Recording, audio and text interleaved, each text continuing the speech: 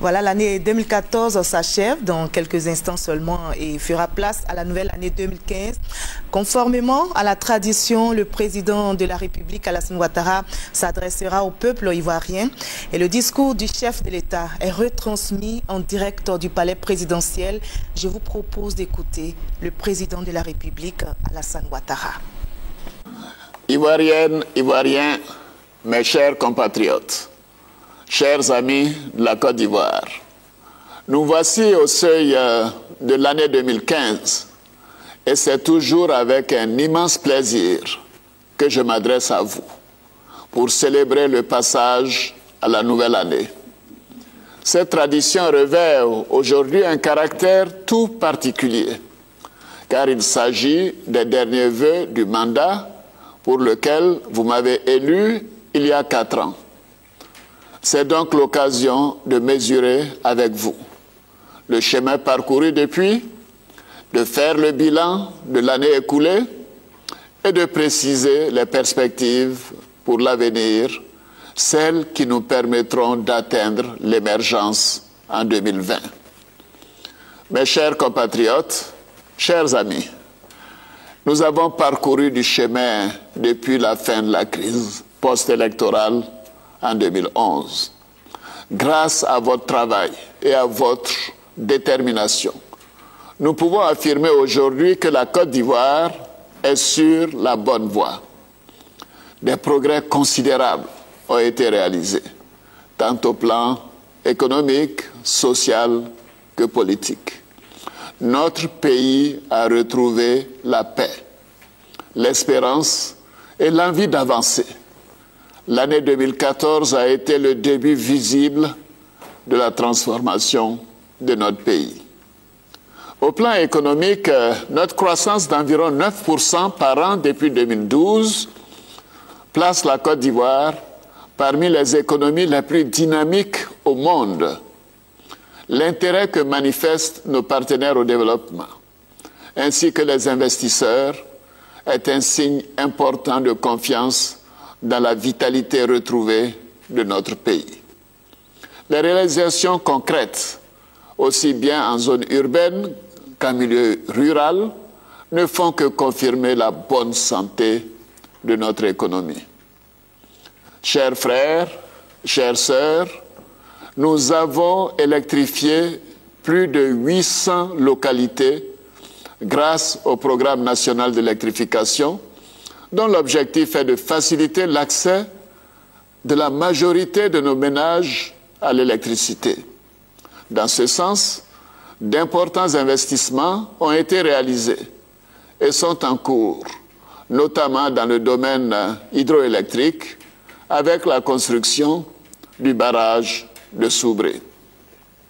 L'accès à l'eau potable a été possible grâce à la réparation de 11 446 pompes, à la mise en service de 794 pompes nouvelles dans les villages et les villes, et à la construction de 76 châteaux d'eau, la réhabilitation de 30 000 km de routes, la construction de 6 885 classes au primaire, de 20 collèges, la réhabilitation, le rééquipement et la mise aux normes de 46 hôpitaux généraux et de plus de 150 centres de santé, ainsi que la construction de logements sociaux sur toute l'étendue du territoire national, sont autant de réalisations qui permettront d'améliorer les conditions de vie de nos populations. À cet égard, de nombreux chantiers ont été livrés tels que les hôpitaux généraux de Gagnoa et d'Adiamé, ou encore la station de traitement d'eau de Yopougon. Mes chers compatriotes, il y a 15 jours, nous avons inauguré avec mon aîné, le président Henri Konan Bédié, le magnifique ouvrage qui porte son nom, le pont Henri Konan Bédié, ainsi que les échangeurs de la Riviera 2 et du boulevard Valéry Giscard d'Estaing ont été accueillis avec joie et fierté par toute la population abidjanaise. Ce pont est le symbole de l'unité retrouvée, le symbole de l'effort commun pour bâtir ensemble, de façon durable, un pays moderne et prospère. Conformément aux objectifs que j'ai pris d'améliorer le pouvoir d'achat de nos concitoyens, nous avons procédé à la révalorisation des salaires des fonctionnaires et à l'augmentation du salaire minimum interprofessionnel garanti, le SMIG. Nous avons également procédé à la hausse continue, depuis 2011, des prix d'achat des produits de nos parents paysans, producteurs de cacao, de café, d'anacarde et de coton. Je voudrais saluer leur courage et les féliciter pour leur importante contribution au développement de notre pays. La question du foncier rural constitue une priorité. Nous finalisons un plan d'action qui sera mis en œuvre avec l'appui de nos partenaires extérieurs, notamment l'Union européenne. Chers frères, chères sœurs, chers amis, la Côte d'Ivoire est à nouveau une destination de choix. Nous venons même de battre le record annuel de fréquentation de l'aéroport Félix Houphouët-Boigny qui datait de 1999 avec près de 1 500 000 voyageurs à la fin 2014. Cette avancée se confirme par l'expansion rapide de notre compagnie nationale, Air Côte d'Ivoire, qui opère en Afrique de l'Ouest et en Afrique centrale et qui vient de reprendre ses vols domestiques sur San Pedro, Boaké et Korogo. Nos bonnes relations avec les institutions de Bretton Woods, ainsi que le retour de la Banque africaine de développement à Abidjan, attestent de la qualité de cette nouvelle image que la Côte d'Ivoire donne au monde. Notre pays est de retour sur la scène internationale. Sa voix compte à nouveau. Sa signature est respectée. En témoigne le succès éclatant de l'émission de Rebond en 2014 et les bonnes notations de la Côte d'Ivoire. Chers frères, chères sœurs, chers amis, au plan institutionnel, nous avons procédé durant l'année écoulée à la mise en place de la Haute Autorité pour la bonne gouvernance, du Conseil économique et social, ainsi que de la Commission électorale indépendante. L'opposition et la société civile siègent à présent au sein de la nouvelle Commission électorale indépendante, ce qui conforte la diversité d'opinions en son sein. Je me félicite de cette évolution que j'ai toujours souhaitée. La Commission électorale indépendante s'active maintenant à préparer les futures échéances électorales. Nous avons également pu mettre en place le statut des rois et chefs traditionnels que j'avais promis à l'occasion de la campagne électorale. Nous achevons ainsi la mise en place et le renforcement de nos institutions qui sont indispensables au bon fonctionnement de l'État. Je suis particulièrement fier de cette évolution, 3 ans et demi seulement après la crise post-électorale. Je me réjouis également de la réhabilitation de nos préfectures et sous-préfectures, entreprises notamment à l'occasion de mes visites d'État dans les régions du Tongui, du Kavali, du Gontougou, du Boukani, du Poro, du Tchologo, de la Bagoué, du Gbeke, des Lacs et de l'Ifiou. C'est le lieu de réitérer mes remerciements à toutes les populations de ces localités pour l'accueil chaleureux et fraternel qui nous a été réservé à chaque étape. Et en cela, je remercie tout particulièrement le président Bédié, mon cher frère, mon aîné. Ces visites sont pour moi un retour aux sources, un moment de communion et d'échange avec mes concitoyens. elles me permettent de toujours mieux adapter nos solutions à leurs attentes. Les visites d'État continueront bien évidemment au cours de l'année 2015. Par ailleurs, les actions que nous déployons pour renforcer la sécurité de la population portent leurs fruits. La quiétude est revenue. Je voudrais donc féliciter notre armée et nos forces de sécurité. Je voudrais les assurer de notre reconnaissance et leur dire que nous continuerons à travailler pour l'amélioration de leurs conditions de vie et de travail dans l'équité.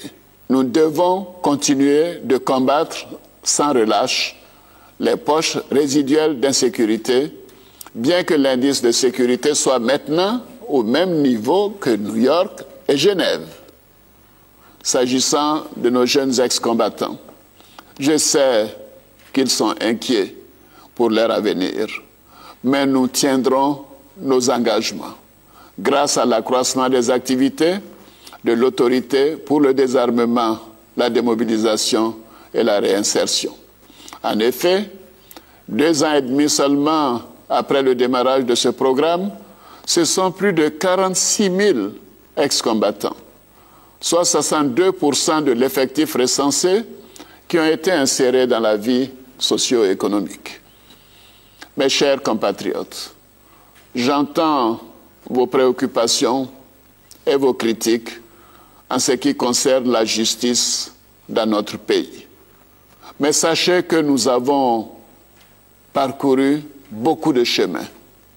Après une période difficile, qui nous a conduit parfois à recourir à la justice internationale, notre système judiciaire est désormais sur les rails grâce aux réformes engagées par le gouvernement et à l'amélioration des conditions de travail des magistrats. Aujourd'hui, notre pays est capable de garantir à tous une justice équitable et de respecter les exigences de la justice internationale en matière de procédure judiciaire et de jugement. D'ailleurs, le démarrage des procès dans le cadre des affaires liées à la crise post-électorale nous permettra, une fois que justice sera rendue pour tous les concernés, y compris les personnes incriminées par la Commission nationale d'enquête, de clore définitivement ce douloureux chapitre de l'histoire de notre pays et de consolider la réconciliation. Mes chers compatriotes, chers amis de la Côte d'Ivoire agit pour la paix au plan universel. Elle est engagée dans la solidarité régionale. Nous continuerons de jouer le rôle qui est le nôtre dans la sous-région ouest-africaine. Nous avons ainsi contribué à ramener la paix au Mali et en Guinée-Bissau lorsque j'étais président en exercice de la CEDEAO. Lors de la récente crise survenue au Burkina, notre pays a œuvré pour une évolution pacifique de la situation afin de garantir le retour à la stabilité dans ce pays frère et ami. Je formule des vœux sincères de paix sur notre continent qui dispose de nombreux atouts pour son développement. Chers frères, chères sœurs, chers amis, l'année 2015 s'annonce sous de bons auspices. Elle ne fera que confirmer les signaux positifs de la bonne santé de notre économie. C'est pourquoi, en 2015, nous avons l'intention de continuer sur cette voie, même de faire mieux que par le passé. Dès le mois de janvier 2015, nous procéderons à l'inauguration du pont de Boisflé et de la station d'approvisionnement en eau potable de la ville d'Abidjan à partir des forages de Bonois. Ainsi, la mise en service de cette infrastructure clé et le centre de traitement d'eau de Yopougon nous permettront de combler totalement le déficit en eau potable de la ville d'Abidjan. Je suis donc heureux de vous annoncer que dès fin janvier 2015, il n'y aura plus de problème d'eau à Abidjan. Dans les mois qui suivront, nous allons inaugurer le pont de Jacquesville, les ponts de Béoumi et de Bassawa, l'autoroute Abidjan-Bassam et bien d'autres chantiers encore. Comme je vous l'ai dit lors de l'inauguration du pont Henri Konan Bédié, plusieurs infrastructures routières d'envergure verront le jour à Abidjan. Il s'agit notamment du 4e pont pour relier Yopougon à l'île Boulé, du 5e pont entre Yopougon et Atekoubé, de la réhabilitation et de l'élargissement du boulevard lagunaire, du boulevard de Marseille, ou encore de l'aménagement du carrefour Akwaba. Nous allons également démarrer les travaux du train urbain, notre métro d'Abidjan, qui permettra de désengorger notre capitale économique et de lui donner l'allure des grandes métropoles mondiales. L'intérieur du pays ne sera pas en reste. Nous comptons lancer un vaste programme de réhabilitation des voiries dans toutes les capitales régionales du pays. L'ensemble de ces projets permettra un gain de temps considérable et une diminution du coût des transports pour les Ivoiriens et pour tous les habitants de notre beau pays. Par ailleurs, la réalisation de toutes ces infrastructures et l'amélioration du climat des affaires favoriseront un développement plus accru du secteur privé. Nous avons l'ambition d'augmenter le niveau de transformation de nos matières premières. Pour ce faire, nous allons commencer à créer de nouvelles zones industrielles afin de permettre aux entreprises d'accroître leur capacité de production et aux nouveaux investisseurs de bâtir de nouvelles usines. Nous allons également continuer à diversifier notre économie au-delà du secteur agricole par une contribution plus importante du secteur des mines, du pétrole, du gaz et des technologies de l'information et de la communication. Enfin, nous allons inciter le secteur bancaire à faire encore plus afin de faciliter l'accès des PME au financement. Toutes ces mesures permettront de faire émerger des champions nationaux, des champions ivoiriens. Mes chers compatriotes, notre ambition pour la Côte d'Ivoire prend naturellement en compte l'éducation et la formation de nos enfants.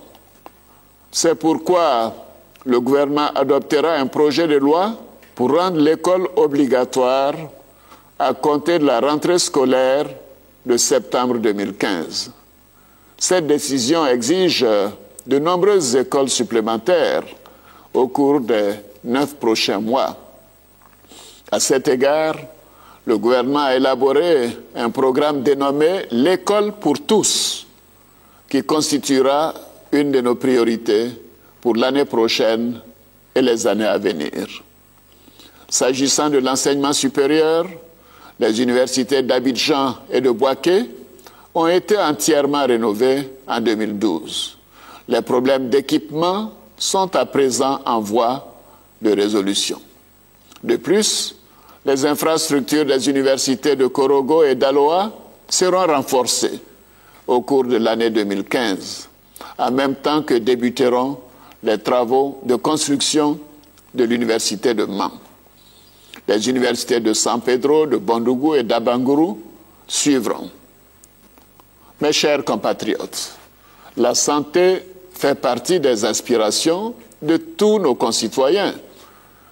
Nous avons initié un programme de réhabilitation de nos infrastructures sanitaires afin de corriger les dégradations subies par nos hôpitaux et nos CHU au cours des dernières décennies. Nous continuerons à renforcer les plateaux techniques et la qualité des prestations de nos services de santé publique. Les services des urgences des CHU sont en train d'être rénovés et rééquipés. L'hôpital Saint-Joseph-Moscati de Yamoussoukro, l'hôpital d'Angré, ainsi que l'Institut de médecine nucléaire d'Abidjan seront mises en service cette année 2015. En plus de ces infrastructures financées par l'État, je me réjouis des initiatives privées telles que l'hôpital Mère-Enfant de Bingerville, de la Fondation Children of Africa, qui sera également ouvert en 2015. Enfin, j'ai le plaisir de vous annoncer que nous mettrons en place la couverture maladie universelle au cours de l'année 2015. Je viens de me faire enrôler et je vous invite tous même. Cette assurance maladie fonctionnera de manière à prendre en compte tous les Ivoiriens, surtout les plus démunis, car c'est d'abord un instrument de justice sociale. Mes chers compatriotes, la terrible épidémie à virus Ebola, à laquelle est confrontée notre sous-région, ne doit laisser personne indifférent. Nous avons manifesté notre solidarité à tous nos voisins qui luttent courageusement pour endiguer cette maladie.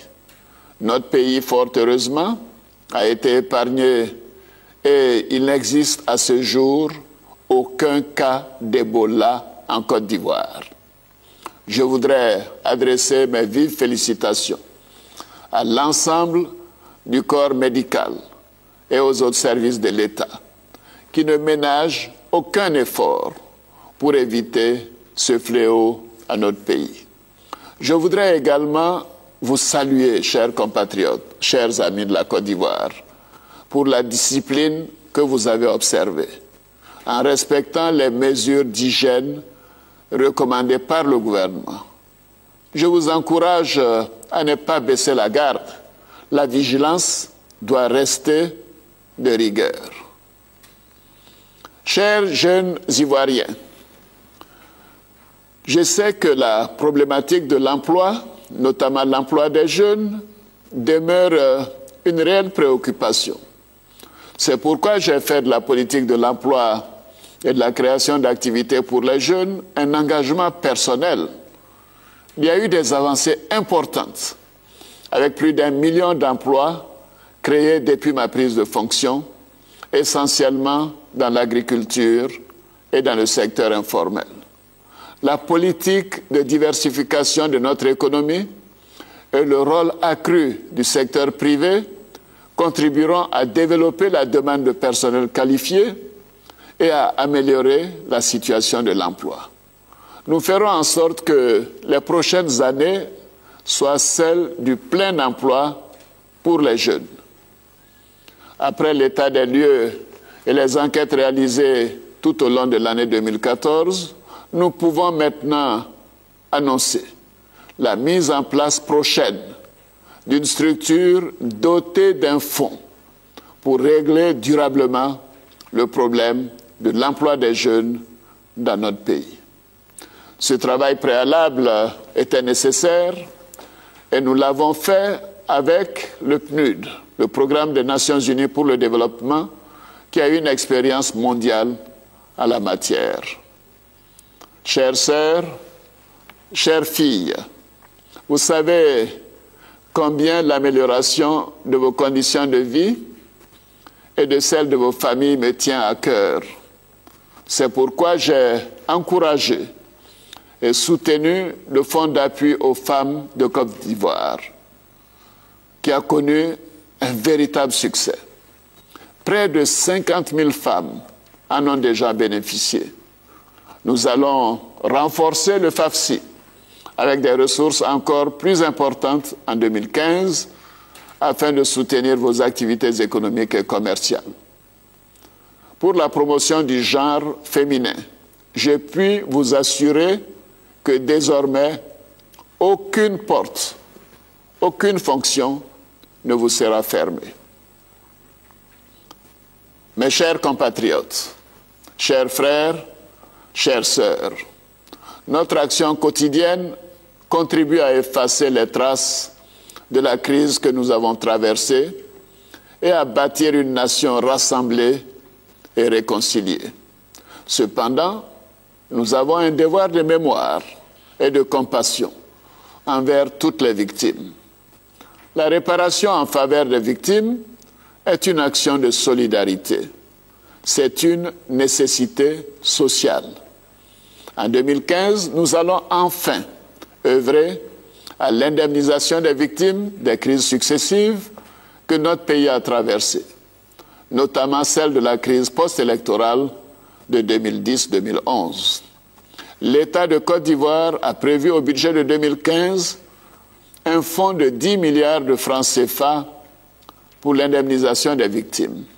Je demande donc à nos partenaires au développement de bien vouloir nous accompagner nos efforts en apportant leur contribution à ce fonds. Mes chers compatriotes, notre pays avance. Les résultats tangibles que chacun est en mesure de constater chaque jour fondent notre optimisme en l'avenir de notre chère Côte d'Ivoire. Je vous invite à partager ma foi en l'avenir de notre pays et ma détermination à mener la Côte d'Ivoire vers l'émergence à l'horizon 2020. L'année 2015 est une année électorale. J'encourage tous les acteurs de la vie politique à s'engager pour des élections transparentes et apaisées, dans un esprit de saine compétition. Ces élections doivent être l'occasion de donner un élan supplémentaire à l'action engagée ensemble depuis 2011 pour consolider la confiance de tous dans notre beau pays. Nous devons tous nous engager à œuvrer au renforcement de la paix, de la stabilité et de la démocratie. La Côte d'Ivoire a les ressources humaines pour devenir une grande nation et assurer un avenir prospère à toutes ses filles et à tous ses fils. En paix, rassemblés, avec des institutions fortes et démocratiques, notre pays continuera sa marche vers le progrès, la prospérité et l'émergence. À cet égard, je continuerai avec le gouvernement à travailler sans relâche pour améliorer le quotidien de tous les Ivoiriens. Mes chers compatriotes, chers frères, chères sœurs, l'avenir nous appartient. Oui, l'avenir nous appartient. Je vous invite à aimer davantage notre pays, à le servir avec enthousiasme, loyauté et fierté, car la Côte d'Ivoire est notre bien le plus précieux. Soyons fiers d'être Ivoiriens, fiers de notre grand pays. À chacune et à chacun de vous, à tous les Ivoiriens de la diaspora, à tous les amis de notre beau pays, j'adresse mes meilleurs vœux de santé, de bonheur et de prospérité. Bonne et heureuse année 2015. Que Dieu bénisse la Côte d'Ivoire.